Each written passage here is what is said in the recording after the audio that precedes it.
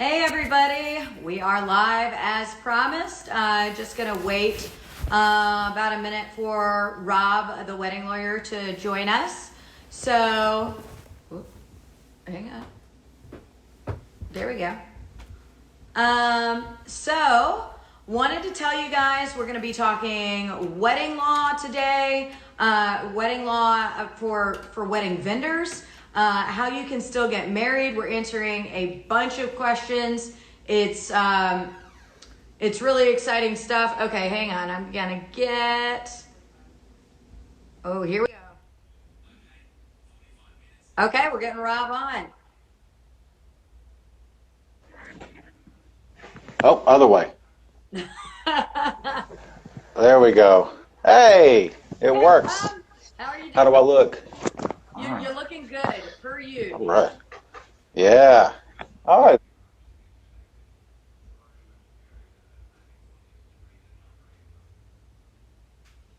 Awesome. I don't mean to interrupt. Do whatever you were saying.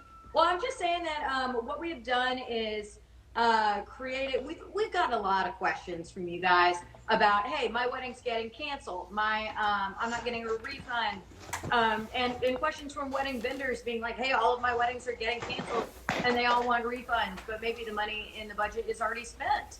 And what to do about that? I've even gotten questions from people that are like, how do I still get a marriage license right now with all the courts being shut down? There are plenty of examples of places like here in Georgia. Cobb County Court has allowed basically people to come in one at a time to still get their marriage licenses, so you could still do it.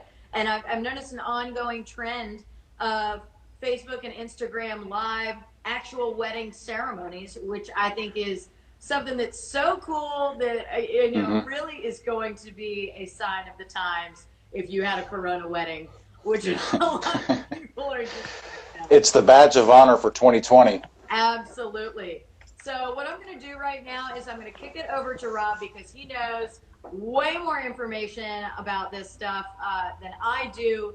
He is the wedding lawyer, and we'll talk, force majeure clauses and this act of God pandemic that we're dealing with and what that means for you. Yes. Thank you, Ashley, very much for having me. Sorry about that. I was ducking in and out because I have this, the nice little ring light that you can put makeup on with and stuff like that. For some reason, it's in front of me. Yes. Well, see, you look much more illuminated than I do. For some reason, it's putting me like cave lighting, I guess. So I'll be in the dark. At any rate. I can't see your beautiful wife in the background there working hard. Hey, man, that's quarantine life. So they made her work from home like 6 weeks ago. So her office is my office now. Right. She won't make any noise, I promise. I can't say anything about the dog, though. Okay. So we're in a situation where you have people that are wanting to get married on one side, you've got wedding vendors on the other side, and you've got contracts. And you have weddings and events that can't go forward due to shelter-in-place laws, due to the pandemic situation. So what are the legal obligations in a situation like that? The first thing is this: it's going to depend on literally the wording of your contract, and all contracts are different. I haven't read everybody's contracts out there, but typically there's going to be a clause in the contract between the vendor and the client that is an act of God provision or force majeure provision. And what this means is that if there is some type of event that is beyond the control of the parties, so we're not talking about a bride getting cold feet or a wedding photographer's hard drive crashing. We're talking about things that are completely beyond the scope of the ability to control. Then what happens is that force majeure, that act of God provision kicks in. So what that means is that typically, and again, it'll depend on the clause, but typically it doesn't terminate the contract. All it does is it discharges people's duties. It means that you can't be sued if you don't show up in the middle of a pandemic. Okay? Right. So the contract's not terminated, but the parties have to make reasonable efforts to continue those obligations at a time in which the force majeure event has expired. So what that means for the wedding and event industry most of the time is that the parties are going to have to take reasonable steps to reschedule and postpone events until later on. That is, in a nutshell, how it should work out from a contractual standpoint.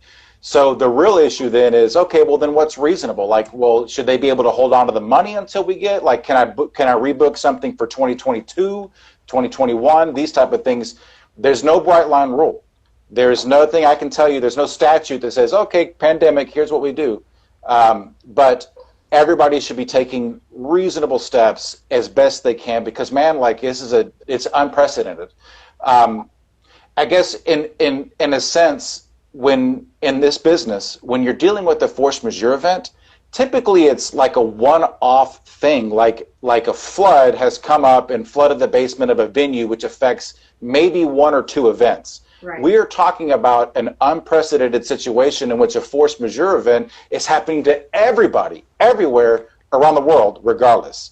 So when I say do the best you can to reschedule these events, which is your legal obligation, also keep in mind that if you want to mess around and you want to sue somebody, you want to sue the vendor, or you want to sue your client, or you want to hold on to money that's not reasonable or whatever, you're going to be in front of a trial judge at some point who's going to go, why are you being a jerk about this? Like, literally, like, everybody is in, their butts are on the line here, and you're wanting to be ridiculous. So that's what I'm kind of saying. Handle it with love, do the best you can, but that's typically your legal obligations that you got to work with somebody to reschedule. And I completely understand, a bride's frustrations right now. And I mean, my own sister has a destination wedding scheduled for September in Italy. Wow. What are the chances that that's going to happen? 0. And, Rob, you yourself actually had an out-of-country wedding. Can you speak a little bit about how this force majeure clause affects a wedding that people may be having outside of the country? The obligations should be the same depending on whether you have an American-based vendor. Like, I don't know if your sister's bringing photographers with her, or it's the... You had to use all Italian vendors. Hello. Okay, so in that situation, who knows? All bets are off, because, I mean, how the Italians handle things might be a little bit laissez-faire or hands-off versus an American. That's an understatement. Yeah. So, good luck to your sister. Yeah. And mazel tov to your sister, or whatever. Congratulations. I don't know why I said mazel tov. Like, I don't know why. You're Jewish, are you? I've been watching a lot of Netflix and there was that, I can't remember, it's there was like a movie, a documentary about, it doesn't matter. That's why I said it. Okay, this is on my mind. But, so a short answer to the question is no idea, but it's probably going to be the same principle. Mm-hmm. Yeah, and what I want to let you guys know, we're making an ebook that we are co-authoring with all of our guests that are coming on, and Rob has just done something really amazing. He has created an entire clause and a template that wedding vendors, this is more on the vendor side, can use to put into their contracts that is specific language about COVID-19 and what we're dealing with right now. And he's included that in our ebook for free.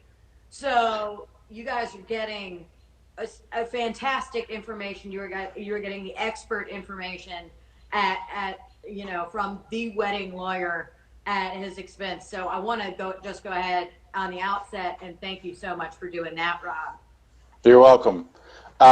So what Ashley's alluding to is if you're in a situation, and I mean, I guess if you're an individual getting married, like if you're the soon to be wed, you can also present this to your vendor, but it's mostly for vendors, and this is for situations in which obviously your wedding has been postponed because of COVID-19 and you do want to reschedule. So this would be the document that you would sign that lays out the new obligations that you would have to one another moving forward. But the most important thing about it is until we get a vaccine, all bets are off.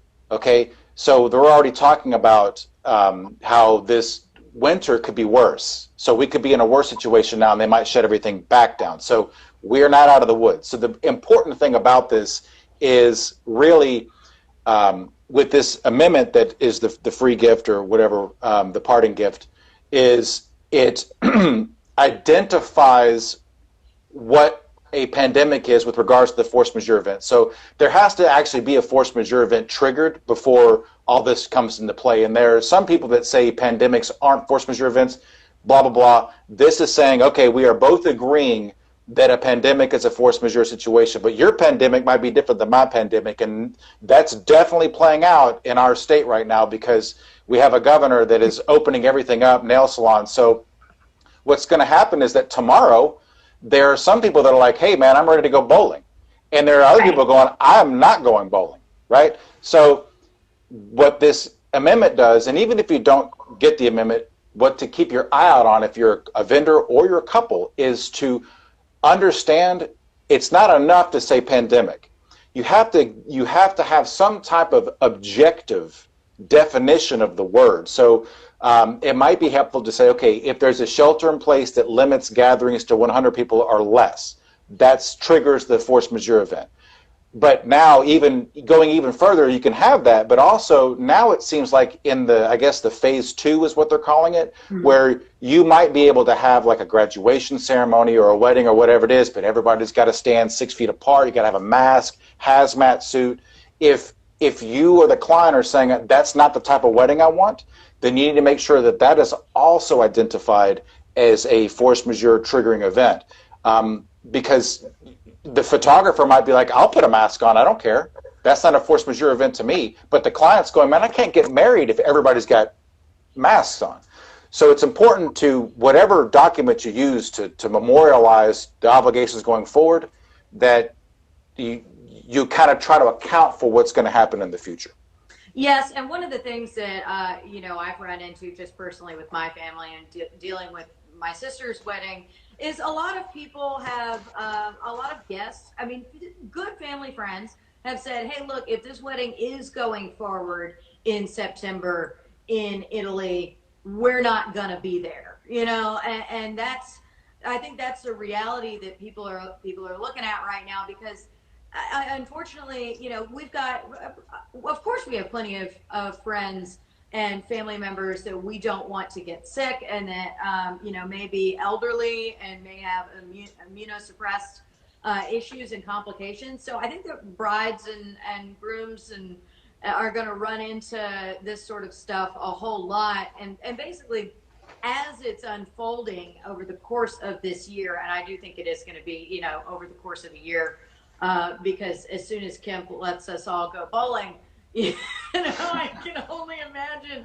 Yeah. Also, I got massage parlors. I just got to say this from a personal standpoint. How do you get a massage? Like, are they going to put a mannequin hand on the end of a big broomstick and trying to rub me down with that? I guess I hadn't thought about that. Yes, probably. So we're in a weird position. Is that something? Is guests saying, hey, look, we absolutely cannot come, something that you could put into a contract that could trigger that force majeure event that you're talking about?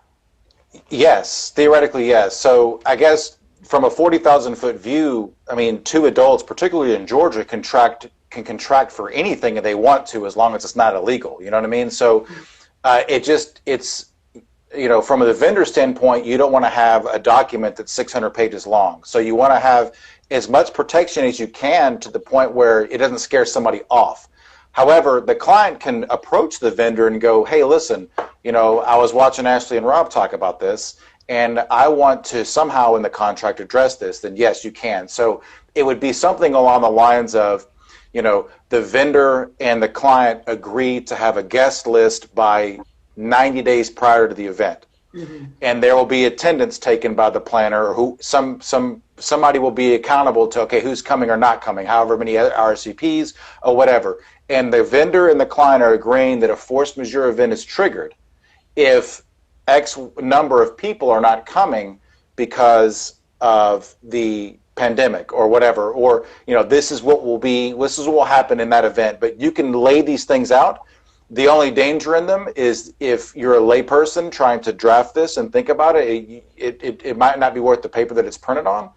So you definitely want to be, specific and concise as much as you can. But yeah, it's essentially you here are the parameters of when we're going to say we're going to just postpone this some other time.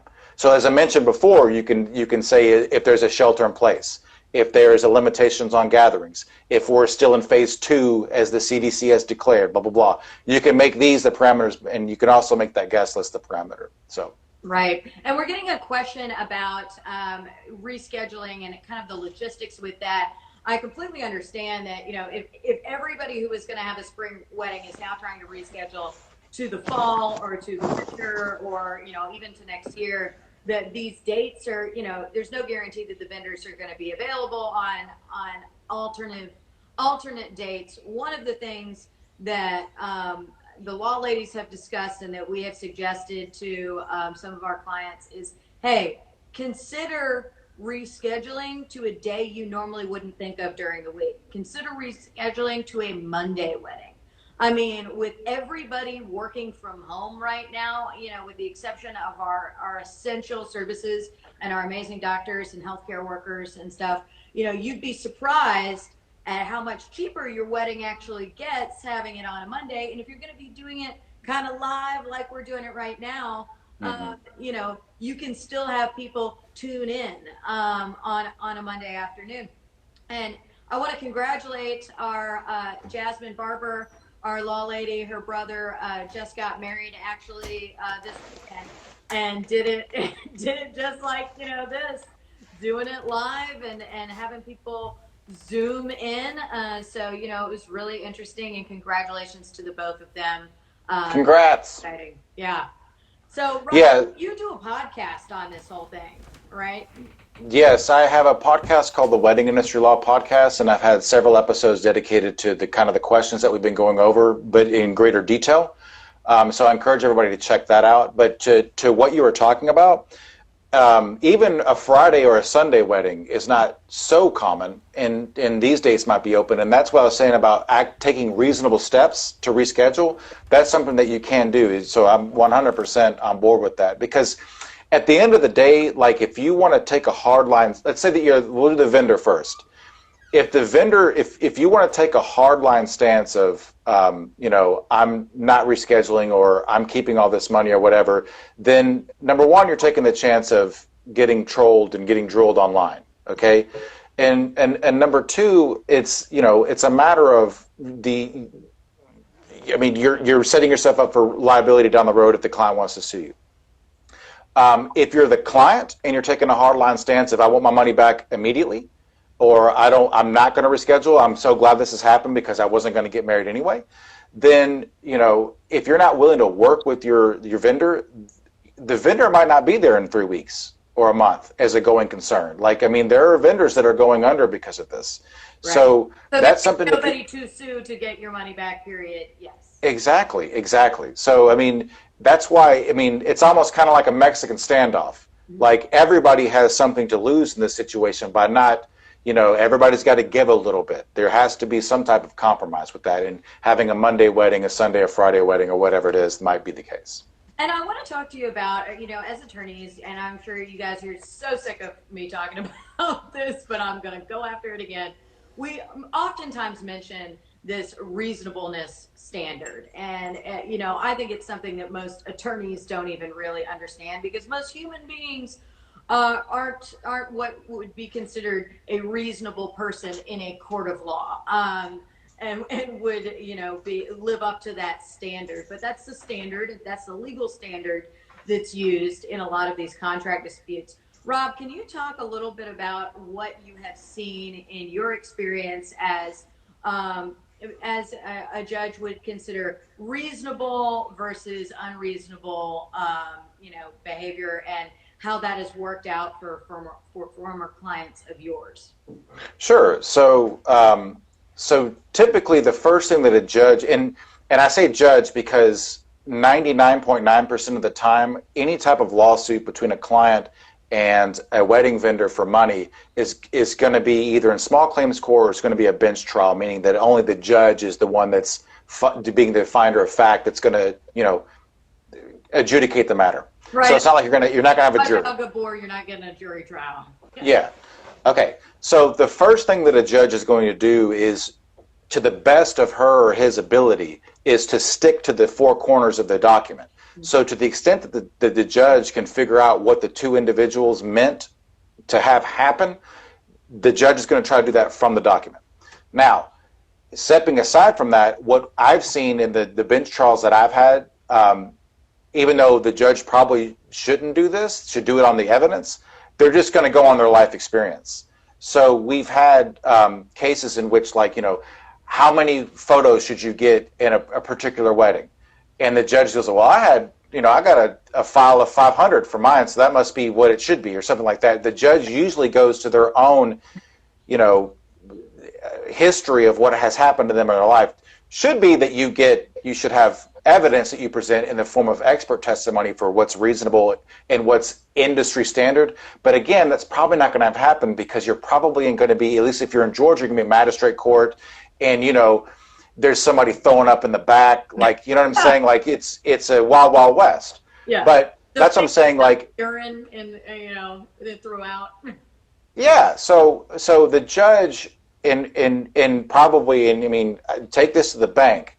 The judge is probably going to go, this is the worst pandemic. We're probably going to be in a depression by the time that this lawsuit goes. Mm-hmm. And the judge is going to go, guys, the standard for reasonability with rescheduling a date in 2019, if the venue burned to the ground, might be 6 months. Okay, I'll give you 6 to 9 months to rebook, reschedule because the venue burned down. That gives you enough time. It's within the same kind of season or whatever. That might be reasonable.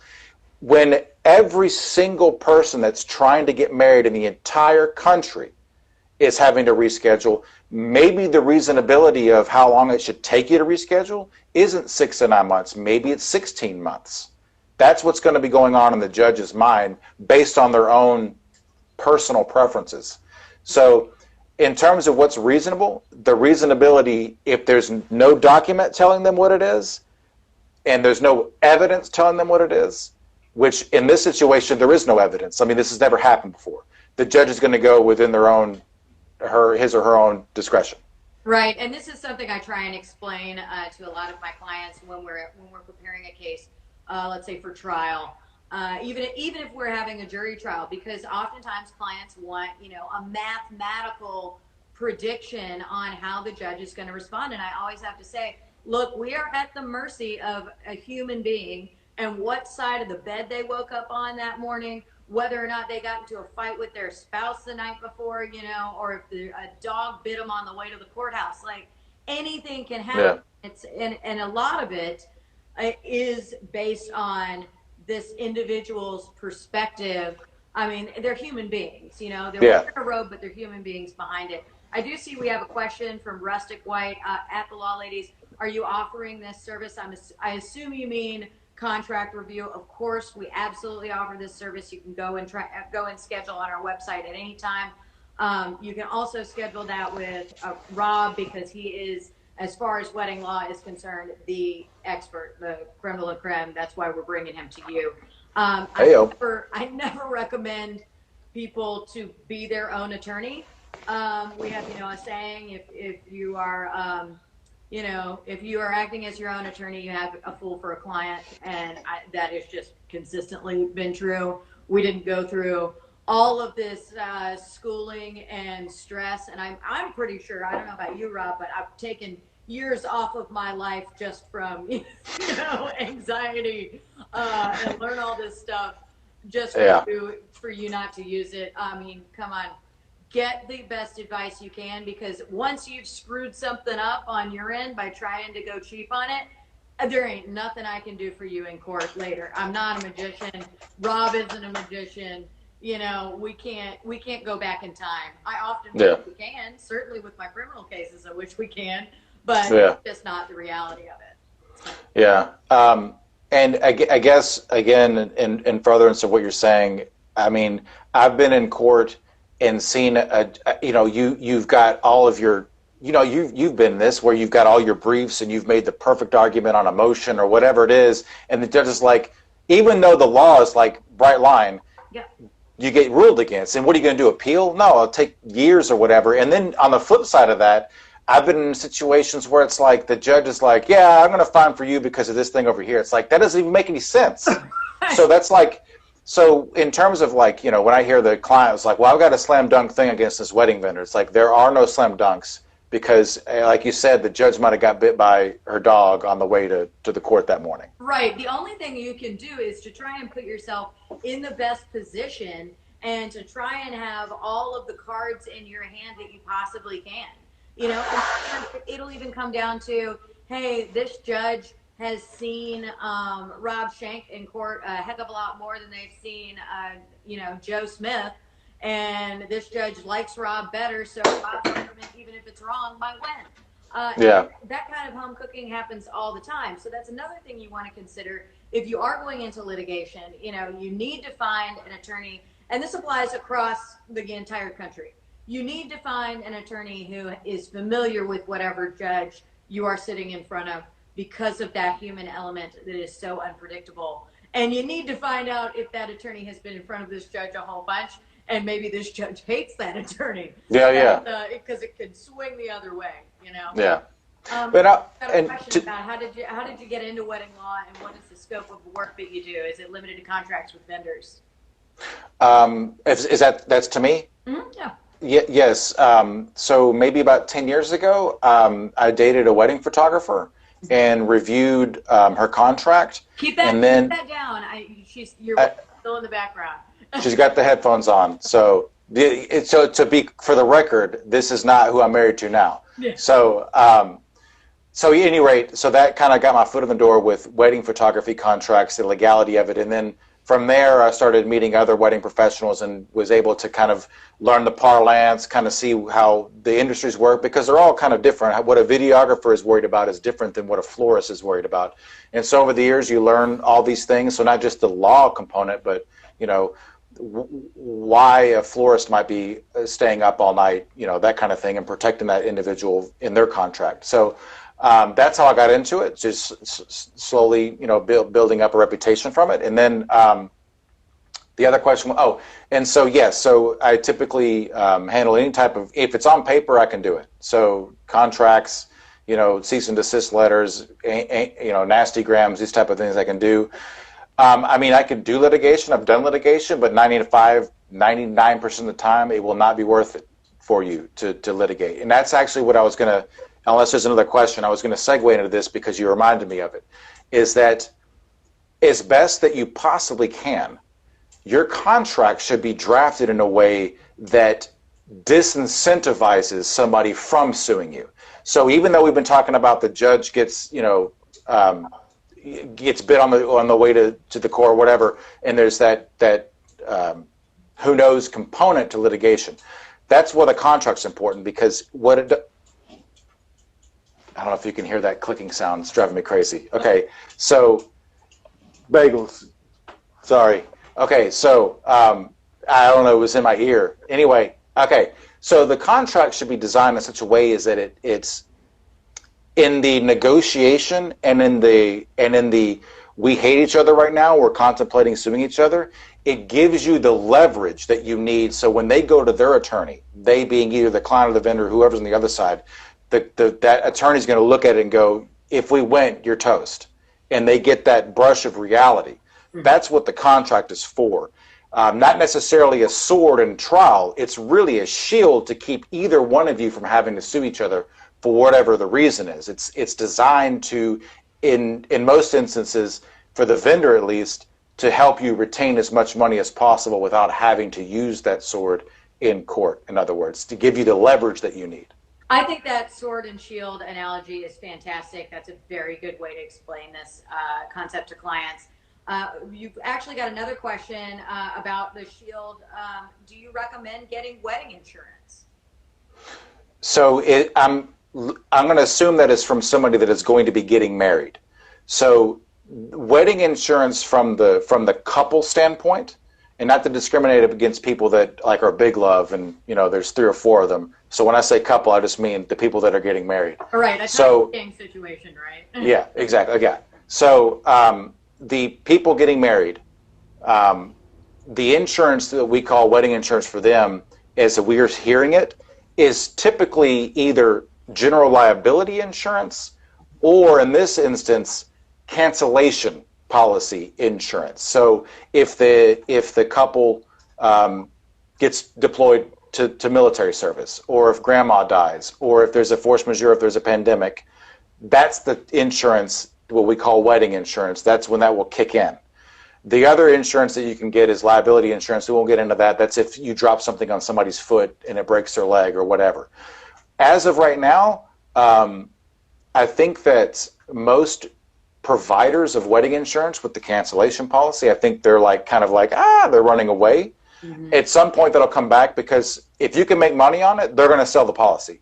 So even though you might not be able to get it today, it might be something in the next week or whatever, but I would definitely look into that.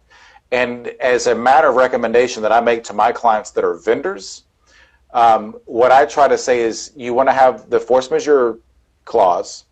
You want to have in the force majeure clause the obligations that you have to work to reschedule within a certain amount of time. And then the third thing is if we can't, after best efforts, after reasonable efforts, reschedule, I'm going to keep the money, being the vendor. I'm keeping the money, and that's why you need to buy wedding insurance with the cancellation policy. So it's shifting the risk to the client. That's what I recommend to my vendors to do, because even though it's not fair that if a force majeure event prevents people from doing it, that's your livelihood, and you're probably more hurt than the client is, who's this is their one thing that they got to do. But anyway, that's what I recommend from a contract and an insurance side of it. Yeah, and we have and what you were talking about, and having in your contract something that disincentivizes litigation. We have a question from Julia Simmons down here saying arbitration clause ? Can you clarify if that's what you're talking about? And, Sure. So no, arbitration is something different. So arbitration is an alternative dispute resolution method, and what that means is that it's an alternative to filing a lawsuit in a court of law, as we've been talking about. So the only time that it's actually going to be required is if it's in the contract requiring the parties to do it. So why would that be in a wedding or event contract? I don't know. Typically, large companies want arbitration agreements because, number one, the proceedings are private, like they're confidential, and it prevents other people from being like, oh, this is what happened in Utah when this person got sued or whatever. And when there's millions of transactions, that's why your telephone contract has an arbitration agreement. That's why your LA Fitness has one. It's better when you're dealing with a large company that's dealing with thousands of transactions.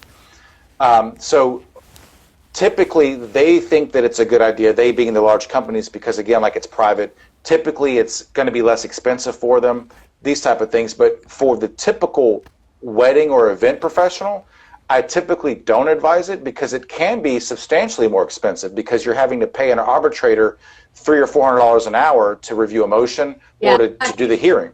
Yeah, it's not necessarily cheap. And the other thing is that sometimes you need immediate relief, and you can get that through emergency injunctive relief in a court of law very easily. Well, not very easily, but the process is easy. But in arbitration, there's still arbitration companies where I feel like if you need immediate injunctive relief, so for example, if a client is using or selling your photographs and you're the principal photographer and you want to enjoin them from doing that, then it would be more difficult in arbitration to do that, because it doesn't act as fast in that capacity. So I typically don't recommend that. You may, if you're the vendor, you might want to say something along the lines of mediation might be a condition precedent to filing a lawsuit. That might be something where it might be worth spending money, because in my experience, and I don't know about your experience, but in the civil realm, mediation usually ends 95% of the conflict. So it might be worth spending the $700, $800 to mediate a dispute rather than have to go through that. So that's something that you can do, not arbitration, but mediation. Mediation being another alternative dispute resolution method, the alternative to filing a lawsuit that's not binding on the parties. You just go and you sit and somebody listens to your crap, they listen to their crap, and they recommend a settlement, and typically it gets done at that point. Yeah, and we've actually got Parag Shah scheduled to come on at some point. I'll figure out what the date is to discuss all the ins and outs of mediation if you guys have further questions on how that works. Because, a lot of this legal jargon gets very confusing. What's the difference between this and that? Almost everybody I meet thinks that they're going to end up having a jury trial in front of 12 jurors, and then they realize, oh, it's only 6, or we don't even have that option, So I'm glad that we're able to explain some of this stuff that is specific to this area to you guys. Follow Rob on, you're at Wedding Lawyer, right? Yes, at Wedding Lawyer. At Wedding Lawyer, follow him on there. And I'm going to send him the link to put up in his bio to get the ebook. The ebook you're going to be able to get through the link that is on my bio right now. And listen to his podcast, Wedding Industry Law. Yes, and his website, Wedding Industry Law or Lawyer. No, weddingindustrylaw.com. Okay, perfect. And that's where you can go for the expert information from Rob Schenk. So thank you so much for coming on today, Rob. I really appreciate it. And I know a lot of desperate brides and florists and vendors are very thankful for it as well. Thank you for having me, Ashley. It's been awesome. Awesome. Great. Y'all have a fantastic day and stay safe out there.